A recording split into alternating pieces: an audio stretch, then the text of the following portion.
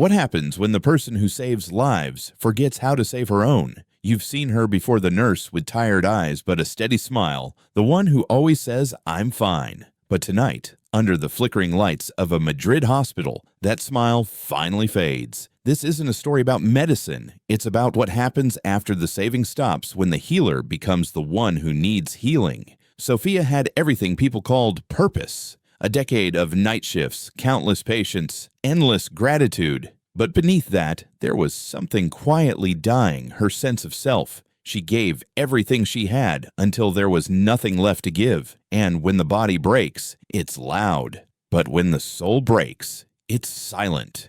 In the next few minutes, you'll step into her world, the sterile corridors, the sleepless dawns, the sound of her breath trembling between exhaustion and surrender. You'll feel what burnout really is. Not laziness, not weakness, but the slow erasure of the person behind the uniform. This isn't just Sophia's story. It's the story of anyone who's ever whispered, "I can't do this anymore," and still showed up anyway. It's about how she lost herself and what she built when she had to start again from nothing. Stay until the end, because what begins as a breakdown becomes something far more powerful.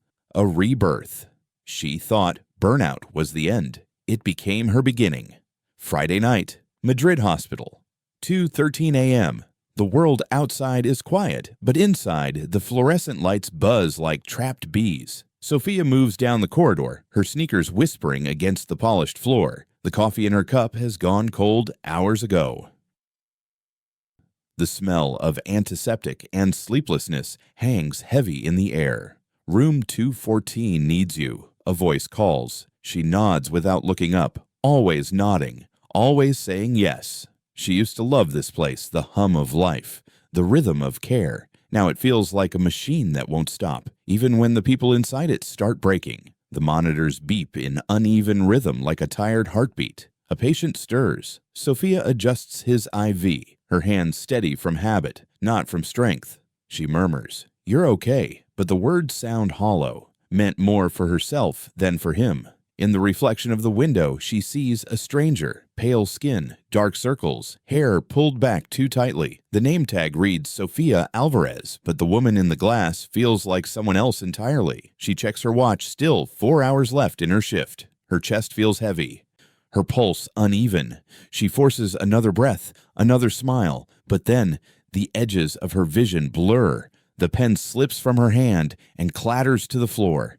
A nurse rushes over Sophia. "Are you okay?" She tries to answer, but can't. The hallway tilts, the world spins, and she grips the wall just to stay upright. For a moment, she's weightless, suspended between exhaustion and collapse. Then she steadies herself, trembling, and mutters, "Just tired." But she knows. Deep down, it's not tiredness anymore. It's depletion. Later, she drives home through empty streets, windshields streaked with rain. Her apartment greets her with silence, no lights, no warmth, just the echo of her own breathing. She stands before the mirror, still in her scrubs. The reflection stares back, hollow eyes, trembling lips, the faint red mark where her mask has pressed too long against her skin. "Who are you?" she whispers. No answer, just the hum of the refrigerator and the slow dripping of rain outside. Her phone lights up, messages from co-workers' shifts, schedules another patient admitted. She scrolls, then stops, opens a new email. Subject, medical leave request. Her fingers hover over the keyboard. For once, she doesn't think about the team, or the patients, or the guilt. She thinks about survival. She types, "I need time. I can't do this anymore." Click, sent. Sophia slides down to the floor, eyes closed, tears tracing lines down her cheeks. The world outside keeps spinning. Inside her apartment, for the first time in years, everything finally stops. Monday morning. Her phone doesn't ring. No alarms, no footsteps in the hallway, no one calling her name. For the first time in years, Sophia wakes to silence. Not the comfortable kind, the heavy kind that presses against your chest. She lies in bed, staring at the ceiling, tracing cracks in the plaster, wondering if this is what peace is supposed to feel like. It isn't. The apartment feels too big now, too still. The walls that once held her between shifts now echo every heartbeat, every thought she's been avoiding. The kettle whistles in the kitchen. She doesn't move. By noon, sunlight spills through the window, cutting across the room like a line she can't cross. She sits at the table, coffee untouched, watching the world go on without her. Children on bikes, neighbors chatting, a delivery truck reversing with a sharp beep.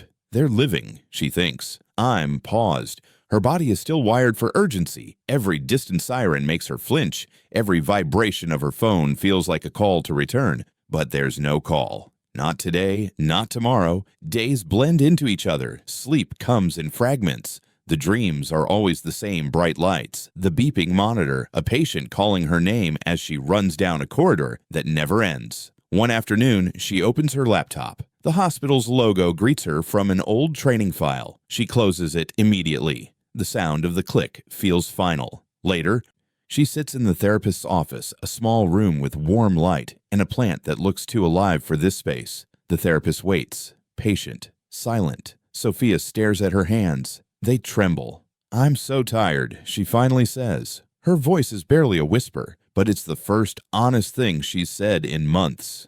They sit in silence, the kind that doesn't suffocate but breathes. In the days that follow, Sophia tries to fill the emptiness with anything she can. Long walks through Retiro Park, scrolling through photos she can't bring herself to delete, journaling without words, just dots and lines. The quiet becomes a mirror, and in that mirror, she begins to see just how much she's lost. Her identity was built on saving others. Now, without that, who is she? The kettle whistles again. This time, she gets up, pours the water, watches the steam rise and fade.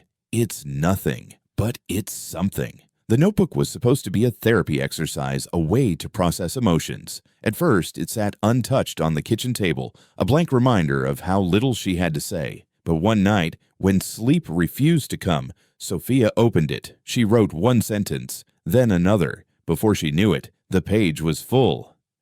The first letter was to her 22-year-old self, the girl who had just put on her first pair of scrubs. You thought helping meant giving everything. You thought love meant sacrifice. No one told you that even healers bleed. Then a letter to her mother, gone 5 years now. I wish you'd told me how to stop before breaking. Maybe you didn't know how either. Then one to the patient. She couldn't save the one who smiled at her before slipping away. I still hear the monitor flatline in my dreams. I'm sorry I wasn't enough. Each letter bled out what she couldn't say out loud, and little by little, the silence inside her began to soften. One morning, while scrolling through an online forum for nurses, she found a post titled "When Care Turns into Burnout." It was raw, real, written by someone who sounded exactly like her. At the bottom, there was a link. Volunteer support group for healthcare worker Saturdays, Madrid Wellness Center. She hesitated for days. Then she went. The room was small, filled with folding chairs and nervous laughter. No white coats, no hierarchy, just people who understood. When it was her turn to speak, she couldn't. Her throat closed.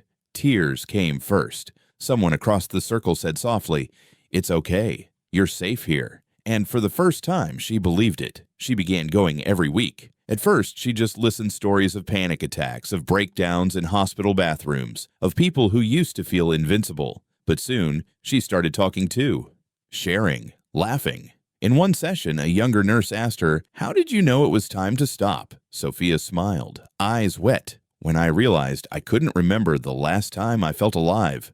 The words hung in the air. They weren't sad, they were true. At home, she kept writing letters, but now they sounded different. Softer, kinder, not to who she was, but to who she might become. Sunday, 6:08 a.m.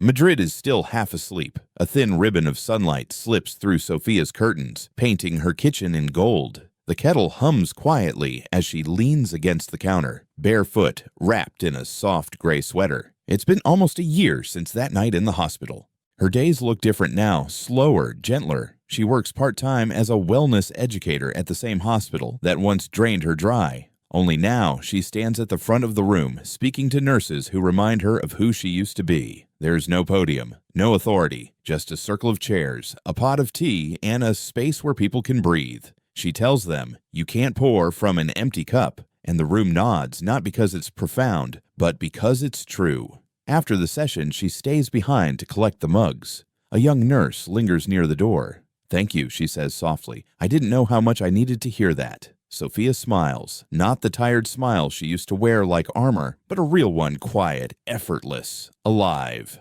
On her walk home, she passes the hospital's main entrance. Through the glass doors, she sees the rush of white coats, the rhythm of the day beginning. For a heartbeat, she feels a pang, a memory of who she was in that chaos. But it fades quickly. Now she knows. She didn't leave medicine. She just redefined it. Later in her apartment, she opens her old notebook, flips to a blank page, writes one last letter.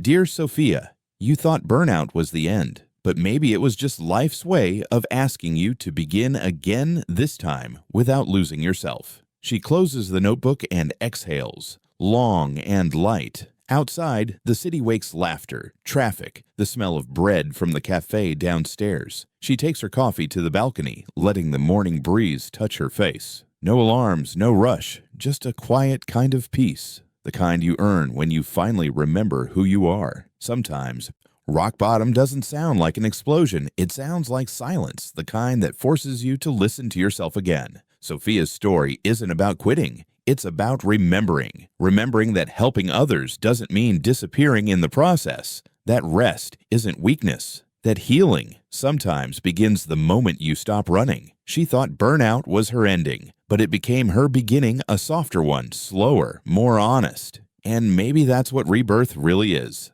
Not a dramatic comeback, not fireworks or applause, but the quiet morning when you wake up and realize you're not fighting anymore. You're simply living. So if you're listening right now, exhausted, empty, wondering if you failed, maybe this is your beginning too, because sometimes losing who you were is how you finally meet who you're meant to be. This is From Unemployed to Reborn. Until next time, breathe, rest, rebuild.